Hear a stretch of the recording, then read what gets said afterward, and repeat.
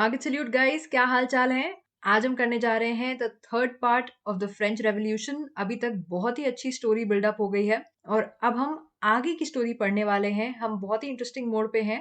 France monarchy almost abolish करने वाला था और एक रिपब्लिक बनने वाला था और वो कहानी हम आज कवर करेंगे। तो लेट्स स्टार्ट। पिछले पार्ट तक आपको याद होगा हमने कवर कर लिया था कि एक नया कॉन्स्टिट्यूशन जो है वो बन चुका था और जो लुई 16th जो किंग थे उन्होंने भी अग्री कर दिया था कि मैं कॉन्स्टिट्यूशन साइन कर दूंगा। ठीक है ना।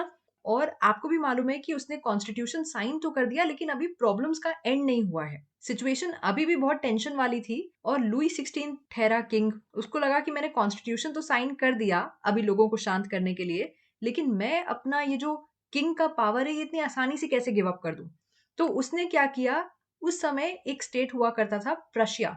ठीक है, वो आज मोस्टली जर्मनी का पार्ट है लेकिन उस समय दिस वाज अ किंगडम। और उस समय जो प्रशिया का किंग था उसके साथ लुई 16 ने सीक्रेट नेगोशिएशंस कर लिए थे कि वो किस तरह से किंग ऑफ प्रशिया को यूज करके अपने यहाँ के लोगों का जो रेवोल्यूशन है इसको दबा देगा। आसपास की जो नेबरिंग कंट्रीज है वहां के रूलर्स जो थे वो भी डर गए थे। उनको लगा भाई फ्रांस के लोग जो हैं वो इतना रेवोल्यूशन कर रहे हैं, कहीं हमारे लोग भी ना करने लग जाएं। तो उन लोगों ने भी सोचा था कि हम भी अपनी ट्रूप्स को भेजेंगे लुई 16 की हेल्प करने के लिए। लेकिन ये सब हो पाता उससे पहले वहां के लोगों को मालूम पड़ गया। जो फ्रांस के लोग थे उनको आइडिया लग गया कि भाई ये जो किंग लोग हैं ये शांत नहीं बैठेंगे और कुछ ना कुछ गड़बड़ होने वाली है। इसलिए नेशनल असेंबली ने अप्रैल 1792 में किंग्स कुछ कर पाते उससे पहले ही उन्होंने वोट कर दिया और कह दिया कि हम प्रशिया और ऑस्ट्रिया जो एक और कंट्री है फ्रांस के बगल में, प्रशिया और ऑस्ट्रिया के अगेंस्ट हम वॉर डिक्लेयर करते हैं और इसके लिए हमें किंग की आर्मी की जरूरत नहीं है।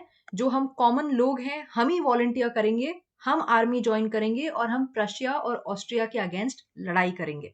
ये एक तरह से अब सिर्फ फ्रांस की बात नहीं रह गई थी। This was a war between people, the common people and the kings and aristocracies. जो अमीर लोग थे, जो किंग्स थे, जो अभी तक कॉमन लोगों को उनका हक नहीं दे रहे थे, ये उन दोनों कैटेगरीज के बीच में अब पूरे यूरोप की लड़ाई हो गई थी। तो अब आप भी जानते हो यार, ये एक तरह से नेशनल मूवमेंट ही तो हो रहा था। नेशनल क्या इंटरनेशनल, क्योंकि पूरे यूरोप में हो रहा था। इसीलिए बहुत सारे पेट्रियोटिक सॉन्ग्स बज रहे थे, फर्वर था।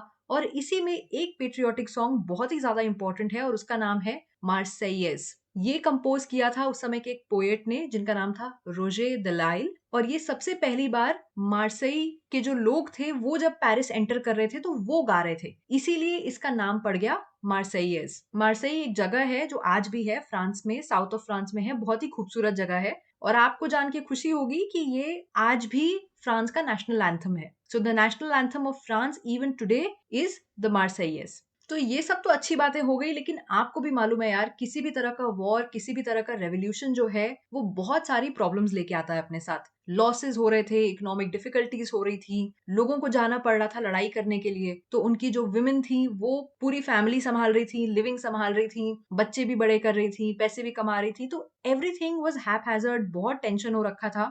और अभी भी बहुत सारे लोगों को ये लगता था कि जंग अभी खत्म नहीं हुई है, क्योंकि 1791 का जो कॉन्स्टिट्यूशन साइन किया गया था वो अभी भी सिर्फ रिचर सेक्शंस को ही पॉलिटिकल राइट्स दे रहा था। अगर आपको याद नहीं है तो आप पिछला पार्ट जाके एक बार फिर से रिवाइज करो।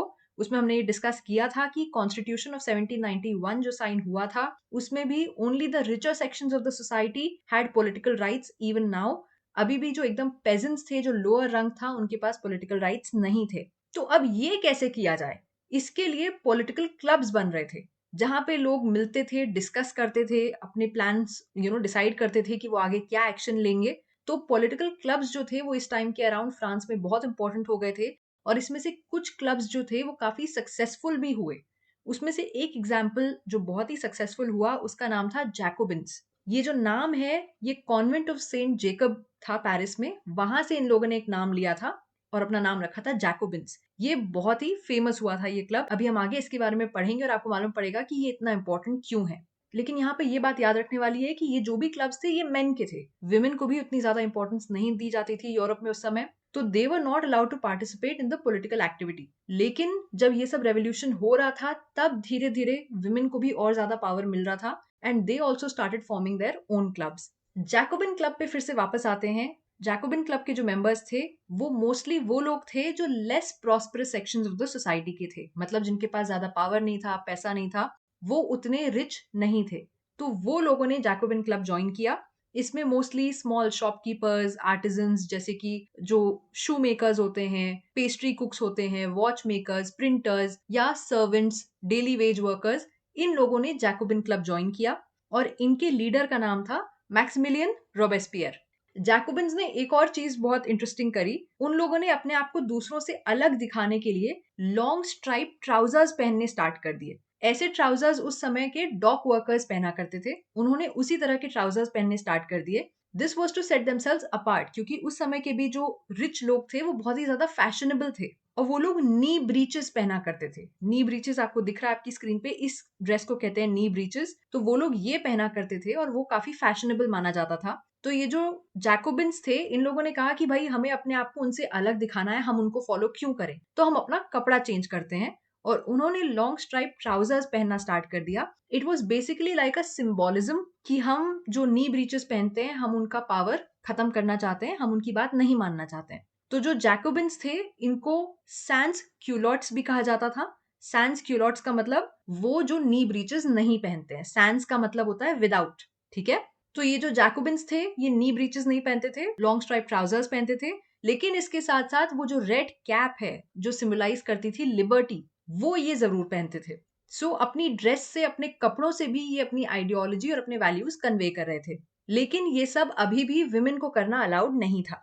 ओके, तो हमें वहां की सोसाइटी के बारे में अभी भी डिटेल्स मालूम पड़ रही हैं, जिससे हम समझ पाए कि आगे जो इवेंट्स होंगे वो कैसे होंगे। तो अब हमने समझ लिया कि 1791 में कॉन्स्टिट्यूशन साइन हुआ था और बात चल रही है अभी 1792 की, 1792 के समर की। तो इसमें जैकोबिन्स ने डिसाइड किया कि हम जो है, हम गवर्नमेंट के अगेंस्ट एक अपराइजिंग करेंगे। और क्यों करेंगे? क्योंकि हमने ये रीजन पिछली बार भी पढ़ा था।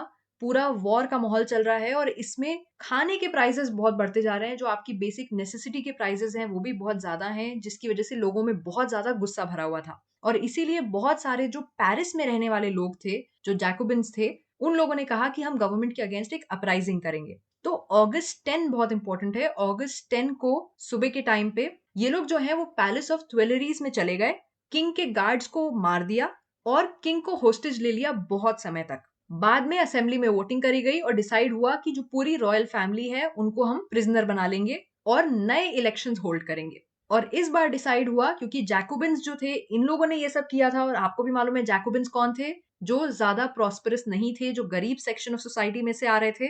तो इन लोगों ने डिसाइड किया कि सबको वोटिंग राइट मिलेगा, all men who are age 21 और अबव। मतलब विमेन को अभी भी नहीं मिल रहा था, लेकिन पैसे की कोई जिक्र नहीं करेगा। All men who are of the age of 21 और अबव, वो सबको वोटिंग राइट्स मिलेंगे। तो ये डिसाइड हुआ कि अब हम ऐसा वोटिंग करेंगे और इलेक्शंस होल्ड करेंगे और रॉयल फैमिली को प्रिजनर ले लेंगे। एक नई असेंबली इलेक्ट करी गई, इलेक्शन हो गए और इस असेंबली को बुलाया गया द कन्वेंशन। ठीक है, ये सब चल रहा था अगस्त में। अब सितंबर में क्या हुआ? 1792 में 21 सितंबर को मोनार्की जो है वो ऑफिशियली अबॉलिश हो गई और फ्रांस को एक रिपब्लिक डिक्लेयर कर दिया गया। बहुत ही बेहतरीन एक मोड़ आया है हमारी स्टोरी में। अब जो हम तब से बात कर रहे थे कि फ्रांस एक रिपब्लिक डिक्लेयर होगा, वो आपको मालूम पड़ गया कि 21 सितंबर 1792 को France became a republic after the Jacobins did an uprising against the government. उन्होंने रॉयल फैमिली को इम्प्रिजन कर लिया, एक नए इलेक्शंस होल्ड किए, सबको वोटिंग राइट्स दे दिया, मतलब सारे मेल्स को ऑफ द सोसाइटी जो 21 ईयर्स या उससे ऊपर के हैं, और एक नई असेंबली इलेक्ट करी जिसका नाम था द कन्वेंशन। यहां तक की स्टोरी समझ में आ गई। मेरे जिन दोस्तों को नहीं मालूम है कि रिपब्लिक का एग्जैक्ट मीनिंग क्या होता है, वो भी मैं आपको बता देती हूँ। A republic is a form of government जहां पे लोग जो हैं वो गवर्नमेंट को इलेक्ट करते हैं, including the head of the government. यहाँ पे कोई भी हेरिडिटरी मोनार्की नहीं होती है, मतलब ऐसा नहीं होता कि कोई राजा है फिर उसका बेटा राजा बनेगा, ये सब नहीं फॉलो होता है। लोग जो हैं वो गवर्नमेंट को भी इलेक्ट करते हैं और हेड ऑफ गवर्नमेंट को भी इलेक्ट करते हैं। That is called a republic. ठीक है, तो अब बहुत ही अच्छा मोड़ आ गया स्टोरी का।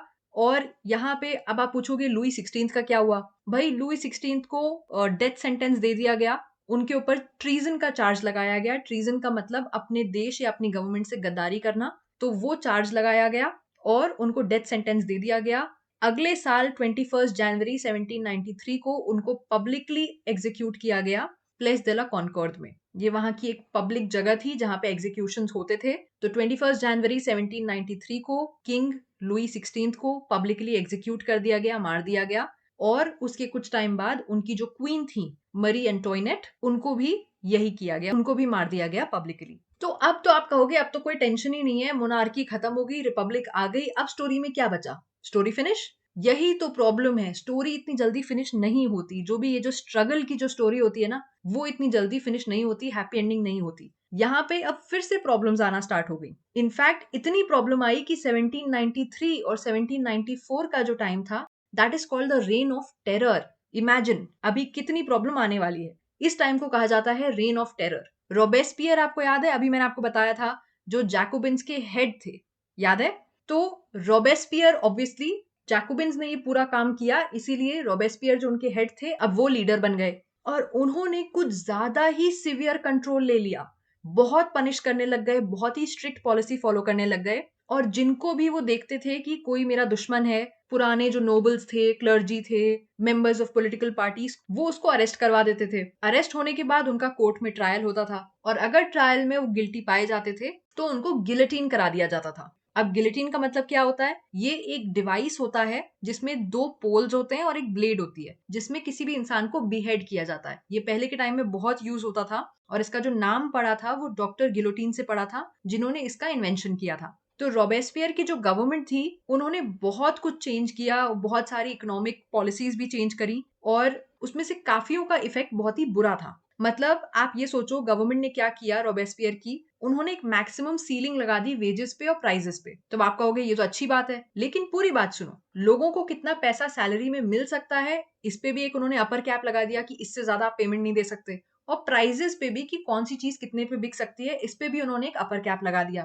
तो ये तो एक बात हो गई। ऊपर से उन्होंने मीट और ब्रेड की रैशनिंग करना स्टार्ट कर दिया कि किसको कितना ब्रेड मिलेगा, किसको कितना मीट मिलेगा, ये भी राशन करके दिया जाएगा, आप कितना भी नहीं खरीद सकते हो। जितने भी किसान थे उनको फोर्स किया जा रहा था कि आप अपने ग्रेन्स को सिटीज में लेके जाइए और एक फिक्स प्राइस पे सेल करिए। वो प्राइस गवर्नमेंट तय करेगी और उस प्राइस पे ही किसान उसको सेल कर सकते हैं। जो व्हाइट फ्लावर है, जिसको आज के टाइम में हम मैदा कहते हैं, उसका यूज एकदम फॉरबिड कर दिया गया था क्योंकि किंग को लगता था कि वो ज्यादा महंगा होता है। And all citizens were required to eat the पां दी इगालिते, मतलब द इक्वालिटी ब्रेड। एक ऐसा ब्रेड जो होल व्हीट आटे से बनाया जाता था और सबको वही सेम खाना होता था। You can't choose. और तो और फ्रेंच सोसाइटी में किसी को भी एड्रेस करने का जो तरीका होता है, अगर कोई मेल है तो उसको बोला जाता है मिस्योर, मतलब सर, और अगर कोई फीमेल है तो उसको बोला जाता है मदाम, मतलब मैडम। लेकिन रोबेस्पियर ने ये सब चेंज कर दिया और उन्होंने कहा अब किसी को भी सर और मैडम नहीं बोला जाएगा, अब सबको बोला जाएगा सितोया